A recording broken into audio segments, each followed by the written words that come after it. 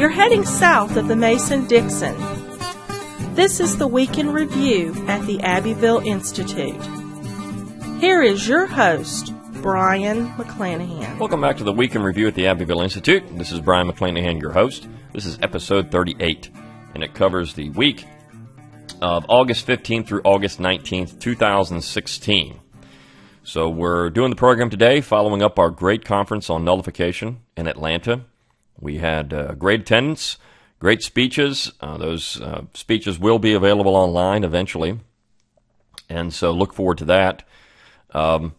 It was a great opportunity to get out and meet people and talk about an issue that I think is going to be one of the defining issues in the 21st century, and that is pushback against centralization all over the world. I mean, we're already seeing this. So it was a very good time. We're probably going to do another conference or two on this particular topic. We're going to try to move it around. So if you have the chance to go to one of these conferences, go. You get to meet a lot of like-minded people. You get to hear some great talks, and you get to have good fellowship. So it's well worth your time to attend one of our conferences. We don't have anything coming up at this point, probably not till 2017, but we are in the process of actively thinking about and preparing for our conference season in 2017. Also remember that all of the things that we do, whether it's the podcast, the website, the conferences, the summer school, all the things we do during the year are only possible by your generous contributions. So please consider making a tax-deductible contribution to the Abbeville Institute and help us explore what's true and valuable in the Southern tradition. Okay, so this particular week is an interesting week, and I'm actually going to kind of work backwards in the week with a theme. And talk about how the theme essentially is this idea of North against South. And more importantly, it's an overarching theme that's now taken place in American history of this progressive view of America. And so that's kind of the theme of this week. Everything fits into that in one way or another. So I'm actually going to start with Tuesday's piece.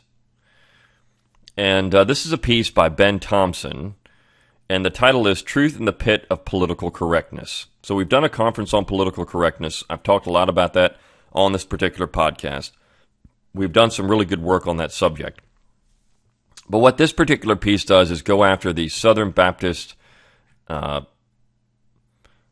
Convention's decision to repudiate the Confederate battle flag. And this happened in June, and I've had this piece in my possession for a few weeks, and we're just now putting it up. But what Mr. Thompson does here, he's a minister. What he does, of course, is criticize the Southern Baptist Convention's decision to remove, or at least stop supporting, or at least recognizing that the Confederate battle flag was part of Southern history. They're going to repudiate it, in other words. We're no longer going to be associated with this flag. And many people, progressive Baptists hailed this as a great seminal moment because they finally denounced their racist past, et cetera, et cetera.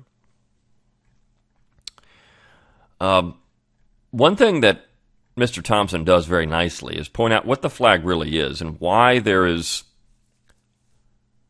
overall pushback against the flag.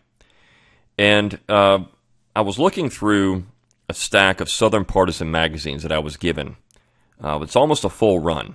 But Southern Partisan magazine, as I'm going to talk about in a minute, began in around 1980, and its last issue was not long ago from the original group that was running the magazine. Well, sort of the original group that was running the magazine, the one that was running it for the longest. And one of the things that struck me in that particular series of magazines was that about every 5 years or so, you had an issue on, well, this is it. This is the last stand for the battle flag. It's coming under attack. Whether it was 1982 or 1985 or 1988, 1992, 1990, you move forward, 1996, 95, 2000, whenever it was, about every 5 years or so, sometimes less, you had, this is it, the last stand. We have to talk about what the battle flag is all about because people are going to take it down. This has been going on for 30 years. So some people think this is relatively recent. I think the thing that's different now is that people have accepted the narrative of the battle flag in the South more than they had in 1982, more than they had in 1995. That was 20 years ago. So in that particular time period, a lot of things have changed in terms of education and what people know about the flag. But Mr. Thompson gets one thing very correct in this. He gets others, but this one thing is very correct. And he says the battle flag is a symbol of defiance. It's not a symbol of heritage. It's a symbol of defiance. And I think that's the one thing that irritates people the most about it. When people run around saying the flag is heritage, not hate, they're actually playing into the other side. The flag is, as one critic of the flag said, it's dissident. It is. It's a symbol of defiance. It's the very definition of dissidence. It's saying, we don't want you. And this flag has been flown all over the world.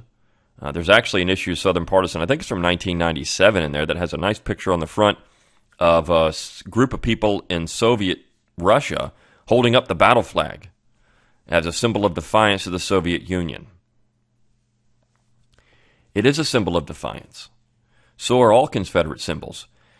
Defiance to an imperial union. Defiance to policies that are unconstitutional. That's why a lot of people like it. And of course, he gets into the fact that, racist groups have used the flag. There's no doubt about it. But racist groups have used all kinds of things. Racist groups use the Christian cross. Racist groups use the U.S. flag. But what really grates on people's nerves is that battle flag means more than that. The U.S. flag is no longer a flag of defiance. It's a flag of the empire. In 1776, it was a flag of defiance. Defiance to the British Empire. But now it's come to mean the empire. It's replaced the British flag as the flag of empire around the world. And so that battle flag has become the symbol of opposition to that. And if you use that flag, then you're basically telling the other side, we don't want you.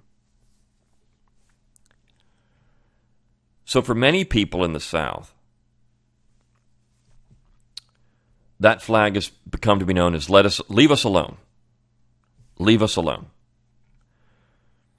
Now, Mr. Thompson gets into something else that one of the other pieces gets into, but he talks about, had the South been allowed to peacefully end slavery over time, which would have happened. I know that some people think it would have ended, in 1865. No, it wouldn't have. Slavery would have continued in the South beyond the war. There's no doubt about it. And so, for that reason alone, we can say, well, thankfully, the war ended slavery, but that was never the war aim at the beginning of the war. And again, we're getting into a whole slew of other issues here. But slavery did end. But the way it ended may have been more disastrous for race relations and the future of the United States than had it ended in a different way. Ending slavery is a good thing, but the way it ended is always something that nobody picks up on and says, maybe this caused more problems than we realize. When you look at things like the policies of Reconstruction in the South and the push by the Republican Party to really separate and antagonize the races in the South. And if you look at how, younger black Southerners and older black Southerners looked at race relations in the 1870s, for example, it was different. One thing I was struck by, and I'll talk about this in a few minutes. Well, I'll do it now. One thing I was struck by is I used to use a textbook by Paul Goldfield. And Goldfield is a far leftist. There aren't many history textbooks that aren't written by far leftists, but Goldfield pointed out something very interesting, that race relations are rather fluid in the South. The cities were segregated more by class than race up until about 1890. And that's because you still had this older generation hanging on. Now, it doesn't mean there wasn't any racial violence. There was, but what was the cause of that oftentimes? And was the North innocent in this quote-unquote racist push in the United States? And of course, as we pointed out on this podcast several times, no, they weren't.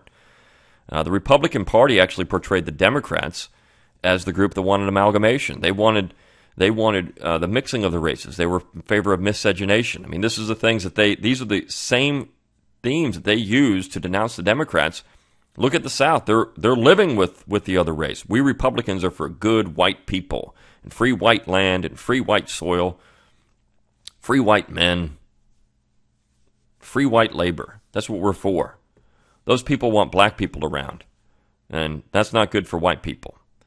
So, I mean, when you look at how things were sold in the North and the South, I mean, this is actually an interesting part of history that's often ignored. I think some people are picking up on it now. Of course, Eric Foner, the communist, wrote a book about that, but I don't think it ever gets the attention it deserves in what he's really pointing out. Now, some would split hairs and say, well, yeah, I mean, you had Northerners that were racist, but they were all the Democrats. The Republicans weren't racist. Not true either. You find many Republicans, not even even ones who weren't former Democrats. You find many Republicans who made very racist statements, and and that's the other thing. Well, these Republicans that are racist, they were just former Democrats. Not always. So, to understand race relations in the United States, you need to look at, and I've said this in other areas, you need to know your enemy, and the enemy really is centralization in the state in this particular matter. It's not just the South. It's the policies that were used in the South purposely, I think, in many ways to antagonize race relations. So I like the way that Mr. Thompson gets into that.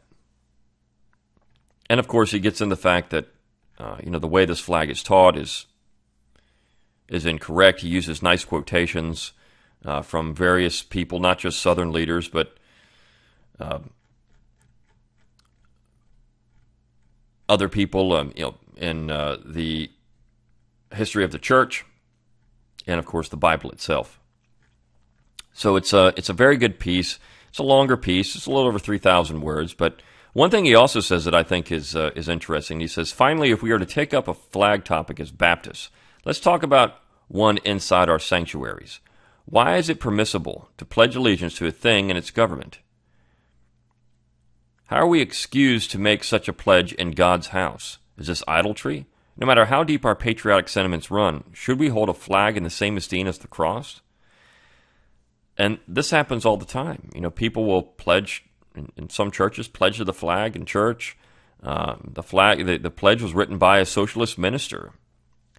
And this is something most people don't realize, but you go to any civic event around the United States, and you have to say the pledge, and sometimes if you go to any church service, you're going to have to say the pledge. So it's amazing to me how people don't know their own history.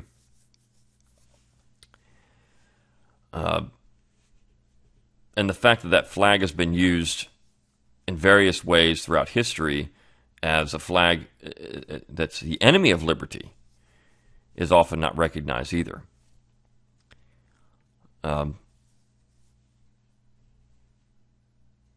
So I think this is a very good piece. I mean, we've done other essays on protecting the flag before, defending the flag, or political correctness. What's going wrong here? I think the amazing thing is that in 30 years, you've seen a drastic shift in how people identify with that flag. There's, back in the late 1970s, early 80s, you had Johnny Cash on the Muppets doing a song, Ghost Riders in the Sky, with a battle flag in the background on the Muppets.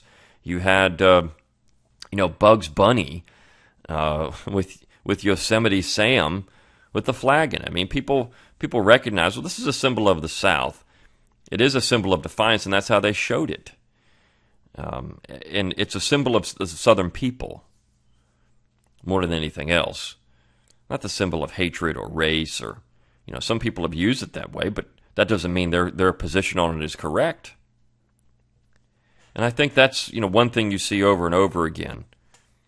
One of the things that we need to do constantly is positively promote what the South, the Southern tradition, meant to America. How important it really was. By playing defense all the time. Even this piece is playing a little bit of defense. We don't need to play defense. We need to play offense. And by playing offense, we talk about the positive elements of Southern culture and Southern society. What is relative today. The flag, not as a symbol of heritage, but as a symbol of defiance, as it has been used all over the world. What it means, what that symbol really meant, was Jeffersonian defiance to central authority. It didn't mean anything else.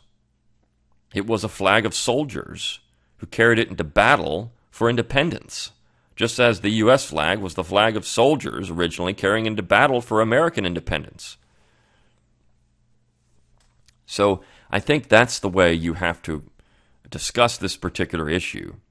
Otherwise, you're playing into the other side's hands. If you say, well, it's heritage, not hate, you're actually recognizing that, well, it could be hate. If some idiot wants to use some symbol for nefarious purposes, it doesn't mean that everyone thinks it's that. And I mean, the clearest example is the U.S. flag. There are still idiots that use the U.S. flag for nefarious purposes. Does that mean it's what it is? Well, most people would say, no, it doesn't mean that. But by any stretch of the logic against the battle flag itself, it does mean the same thing. So this was a very good piece. And it sets up what's happening. The interpretation of the South has changed in 30 years. And it sets up some of the other pieces in the week, even though it was on Tuesday. It really sets up some other things. So, for example, on Friday, we ran a piece by Mike Tuggle, NASCAR's Slow Ride to Nowhere. And again, it carries the same theme. NASCAR used to be a purely Southern sport. But NASCAR has tried to add more people. Of course, Tuggle says this isn't a bad thing, but what they've done is turn their back on their core base.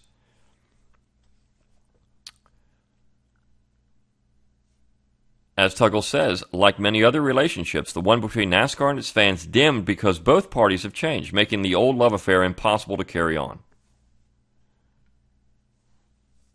NASCAR has told its Southern fan base, as he says, it wants to see other people. And so Southerners have just said, fine, we don't want to see you anymore.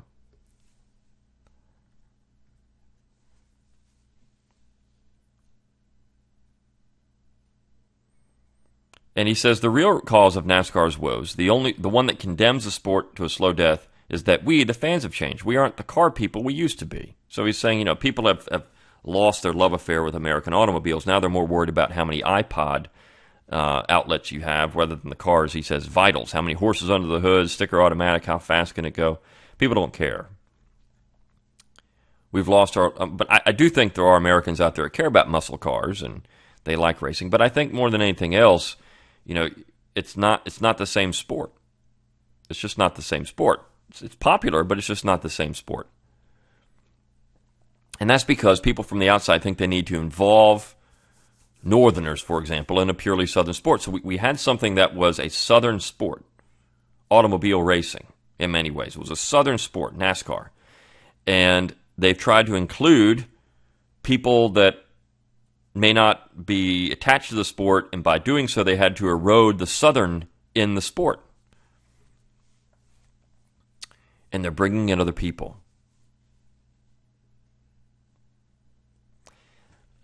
The South has become excluded. And as Clyde Wilson said on Wednesday, they've been marginalized as others in American society. Not even good others. This group of others that needs to be condemned. So, this again carries on this theme. Why appeal to people that don't like you? Just be who you are. That's the theme of the Abbeville. Be who you are. Respect your history. Respect what's true and valuable in your history that you can offer to the world, and just be that. You don't need to invite other people to like you that probably won't ever like you anyways. I think Tuggle's piece does a nice job pointing this out.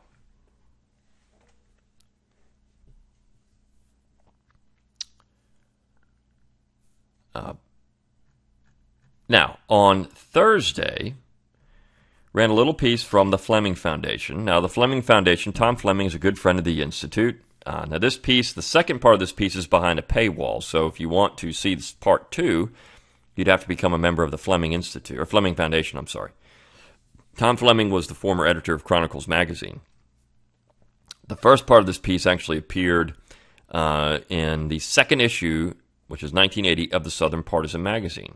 Now, Sam Francis, Clyde Wilson, John Shelton Reed, and Tom Fleming and Chris Kopf created the magazine back in 1980. Then they got a fusion of cash, and then some of the people took it over. But I don't have this issue. The first issue I have right now that I'm looking through is 1982.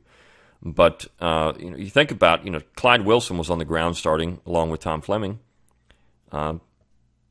Southern Partisan, which was a great magazine for a long time.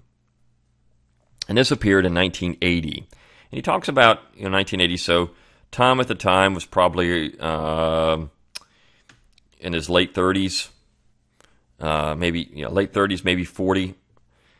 So he said he was driving up to Chapel Hill, and he drove through the Carolinas. And he went through these little cities, and he talked about how ugly they had become, not because of decay, but because of progressive influence.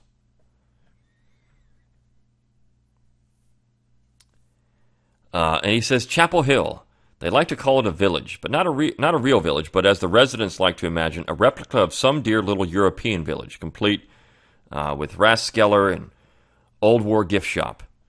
Actually, it's more like a suburb of Cambridge, Massachusetts than a village. Some students used to joke that the day only began for the faculty when the New York Times arrived. When I was an undergraduate in the early 1960s, it was usually called Commie Hill. That was before the South joined the Revolution, voted for FDR, and embraced fellow Southerner Jimmy Carter.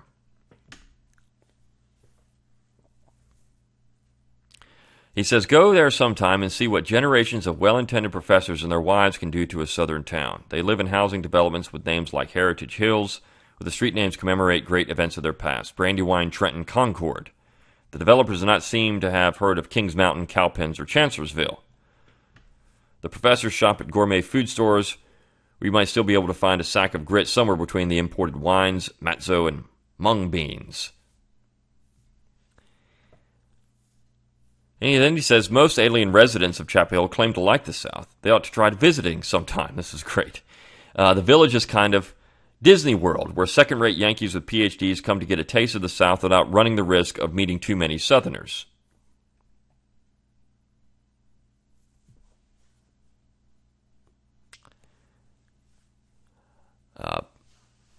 And this is true. I mean, you have a lot of places in the South that have been completely Yankeefied.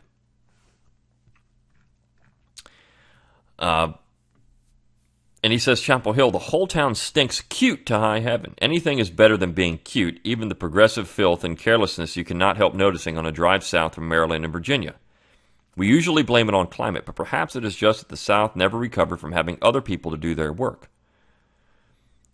And what he's saying here essentially is the South, in being rebuilt, was allowing Northerners to come in and rebuild the South. And this is an interesting point. While we were at the conference, there was a graduate student there, and he's interested in planning, in urban and regional planning. One thing that you'll find in the South that I think is just really striking, you mentioned, I wonder why you see all these great progressive-looking buildings in the South. Now, great, not meaning he liked them, but great in terms of they popped up all over the place in the 1930s, 40s, 50s, 60s, 70s. I drive through my own town, and I see so many buildings that are just ugly. They are Soviet-style architecture. And I think that's because the South was bringing in outside influences because Southerners wanted to seem progressive. We didn't want to seem like we were attached to the Gone with the Wind days. We didn't want to seem backwards. And so we brought in all these progressive architects to design buildings to make us look more modern. Look at us, we're modern. We embrace you. The North, we embrace you, progressives. We're just like you. And there were a lot of Southern progressives who were trying to be modern. And I think that's what you find when you look at things that are more odious in Southern history. We'll get into this in the last piece that actually ran Monday. But that's the case. You invite things in to make yourself seem better. Well, we're going to support that because it's better. It's the right thing to do. It's better. It's progressive. It's progressive. It's modern. And by doing that, of course, you're destroying the tradition that made the South what it was and why everyone liked it. I mean, people came down to the South or wanted to be in the South because they liked the traditional part of it. The hospitality, the manners, by accepting the progressivism, you're destroying those things. Even progressive architecture, which is just hideous. Now, planning, there's this push now to plan in different ways and have, old Southern feeling towns as community developments. And that's not a bad thing. In this particular case, though, in the 70s, they were recreating, northern towns, little northern villages or European villages or whatever it was.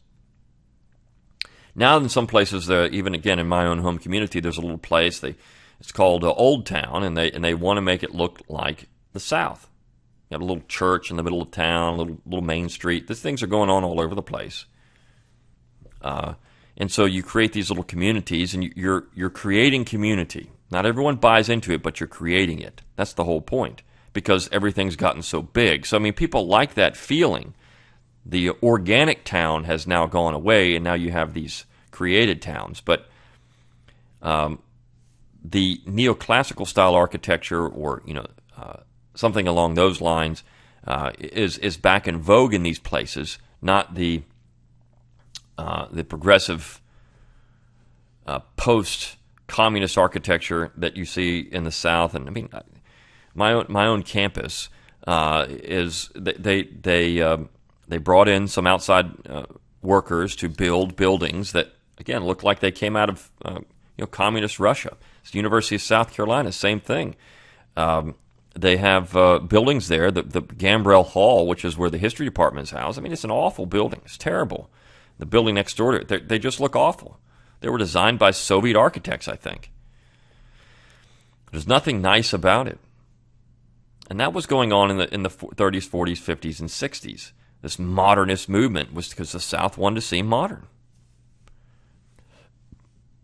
NASCAR going away. The South wants to seem modern. We don't want to be back in this, in this period of time when we had the Darlington race where you started with a parade with a guy waving a Confederate flag on it. It used to be called the Rebel 500. You don't want to do that.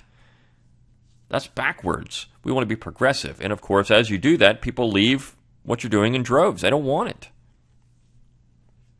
So Southerners need to stop asking people from the outside to come in. And this is where, Clyde Wilson's piece, Your Future as a Terrorist, he points this out. What happened was that, people who are anti-government people or, Tea Party people, they've been tagged as potential terrorists. And he says this is just nothing new. There's always been people singled out in America as the others that need to be dealt with. He says, in the course of American history, Indians, Southerners, Filipinos, Catholics, Jews, German and Jap fascists, the Red Menace, and now selected terrorists have been at various times appointed as the non-persons, enemies of the true and righteous. This time, dear reader, the enemy is you and me, which is true. And these are all under slogans, as he points out. Free soil, melting pot, a war to end all wars, great society, global democracy, diversity, whatever it is. It's all under this slogan, and these non-persons need to be wiped out. And you really can't tell the truth when this happens, when you have these cliches and these righteous terms being thrown around, then the truth doesn't really matter.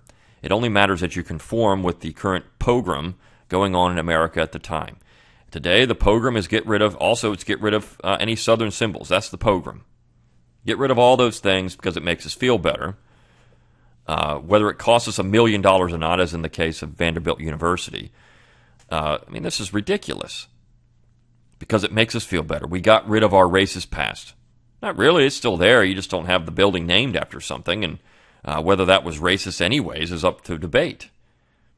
Again, Confederate means defiance. Now, Patrick Henry was a Confederate. All the founding generation were Confederates. They had the Articles of Confederation. They're all Confederates.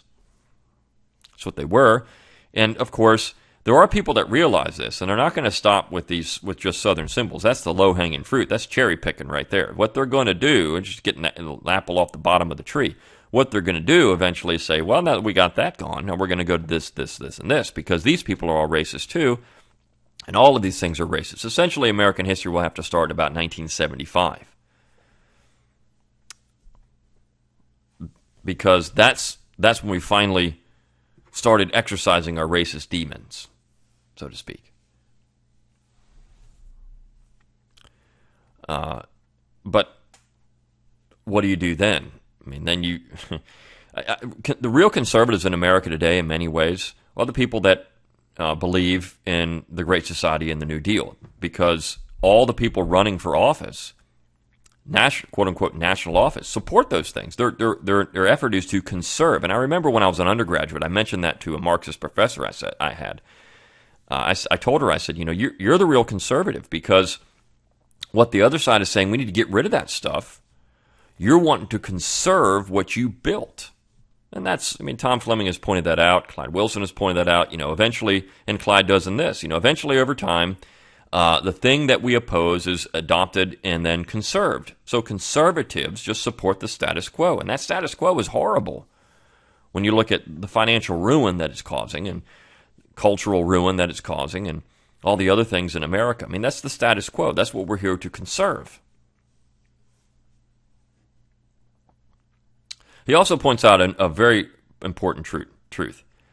He says some Republican politicians are playing an outrage and demanding an investigation. Let's not get too carried away by the uproar, for two reasons. First, Republican opposition to any left-wing action is always a feeble and temporary prelude to surrender. That is the law of the universe, like gravity.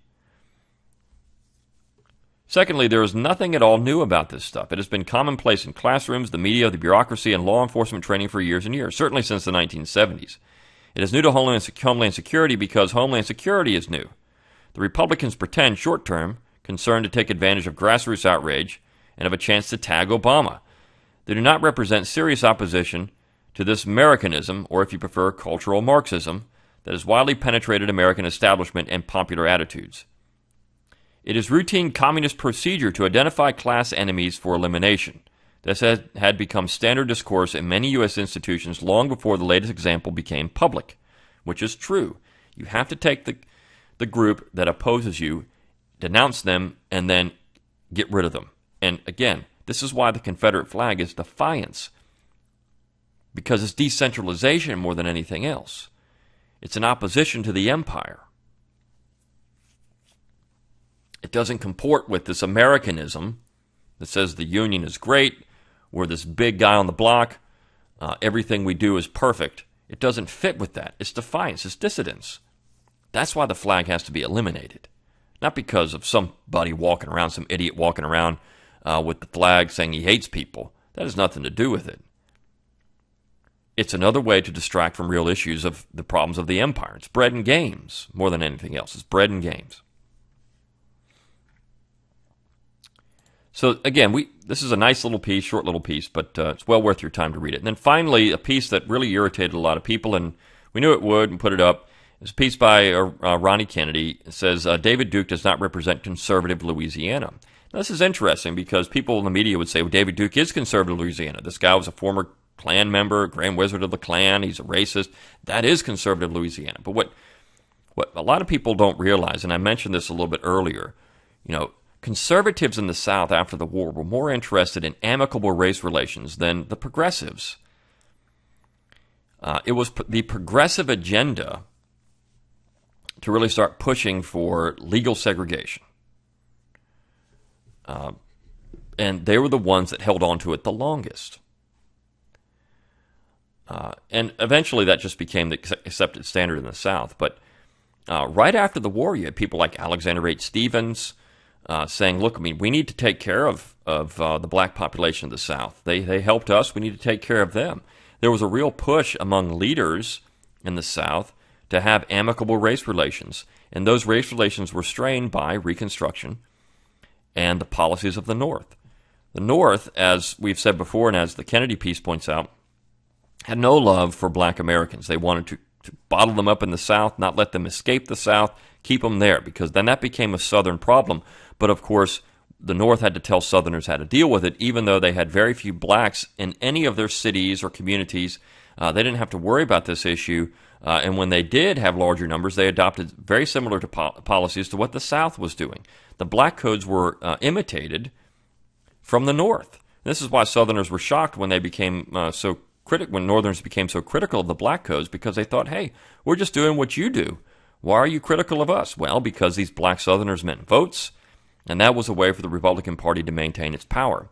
Hiram Rhodes Revels, who was the first African-American to be elected to the U.S. Senate during Reconstruction from Mississippi. He's actually from North Carolina, but he pointed out later on that the Republican Party is just using us as pawns, and that's all that's happened throughout American political history. There's pandering that goes on to get votes, and the real interest of black Americans may not have ever been represented by either Republicans at that time or the Democrats today. And so what this has done is created divisive issues, and again, it's to stir the pot, as Clyde said. The communists want you to stir the pot, to keep people riled up so you can deflect real issues and move in and take over. I've said before, white Southerners and black Southerners have much more in common in many ways than white Northerners and white Southerners. There's a cultural continuity there that people often ignore. And this is what the piece, Thompson piece said. Look, if not for these things, maybe white and black Southerners would be unified in their Southern heritage and their love of Christ, because so many black Southerners are very conservative in their churches. But we have this issue of race, I think, in so many ways. As Kennedy points out, race hustlers keeping this issue alive. People like Duke and then the social justice warriors. They keep these issues alive to keep people divided, because there's a lot more similarity than differences. There are people in the black community that want the same things that people in the white community want. They want good communities, good education, solid families, particularly those who are interested in the church. And so to say that white and black Southerners are always antagonistic is simply not true.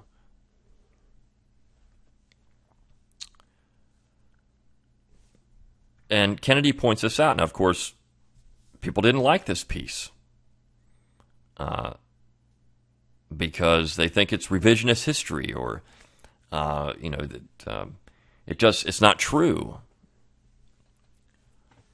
So, but all Ronnie's saying is, there's a lot more similarities between white Southerners and black Southerners than people realize, and it should be the effort of all of us to create a vibrant culture that all people in the South would want to embrace.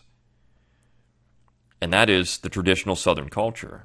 He mentions that, the SCV welcomes black members with open arms and says, look, this is your culture too. This is your past too. The South is yours as well.